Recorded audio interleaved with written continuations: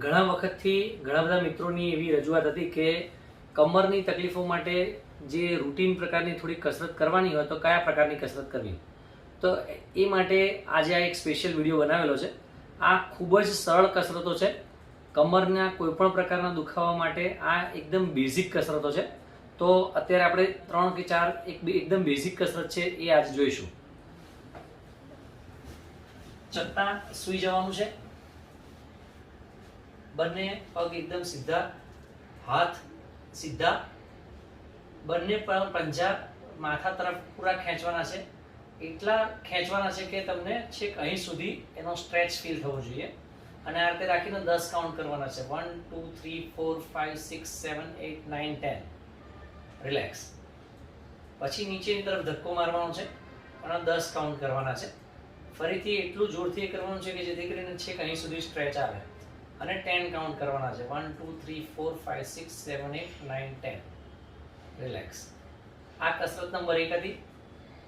કસરત નંબર 2, બંને પગ ઢીંચણમાંથી પૂરેપૂરા વાળી દેવાના છે અને કમરમાંથી ઊંચા થવાનું છે.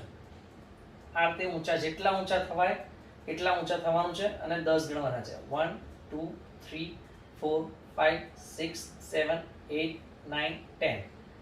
ધીમે રહીને નીચે મૂકવાનું છે. એક ઊંડો શ્વાસ લેવાનો, ફરીથી ઊંચા થવાનું. ઊંચા થતી વખતે આમ ઝટકો નથી મારવાનો, ધીમે રહીને ઊંચા થવાનું છે. આ રીતે ધીમે રહીને ઊંચા થવાનું છે. જેટલા થવાય એટલા ઊંચા રહીને 10 સુધી કાઉન્ટ કરવાના છે અને પછી ધીમે રહીને નીચે મૂકી દેવાનું છે. આ કસરત નંબર 2. કસરત નંબર 3, જેમાં આ બંને પંજા જે છે એ અહીંયાથી ફિક્સ રાખવાના છે. બંને ખભા એકદમ ફિક્સ રાખવાના છે.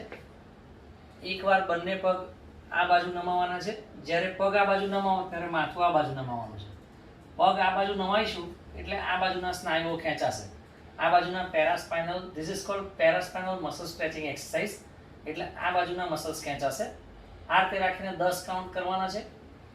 પછી ધીમે રહીને સીધા થઈ જવાનું છે. પંજા ફિક્સ જ રાખવાના છે, ખભા ફિક્સ જ રાખવાના છે બંને બાજુથી. અને પછી આ બાજુ નમાઈને ફરીથી 10 કાઉન્ટ કરવાના છે. એટલે આ બાજુના મસલ્સ ખેંચાશે.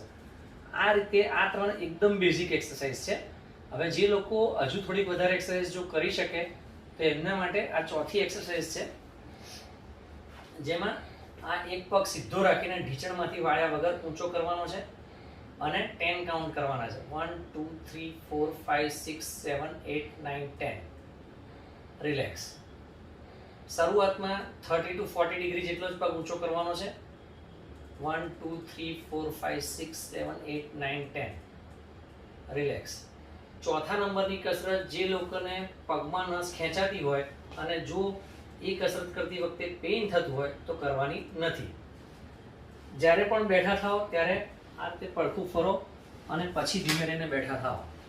સો મિત્રો, આ જ અતિ એકદમ જે સરળમાં સરળ કસરતો છે એ જે બેક પેઇનના, કમરના દુખાવાના દરેક દર્દી માટે ખૂબ જ અનુકૂળ છે અને ખૂબ જ જરૂરી છે.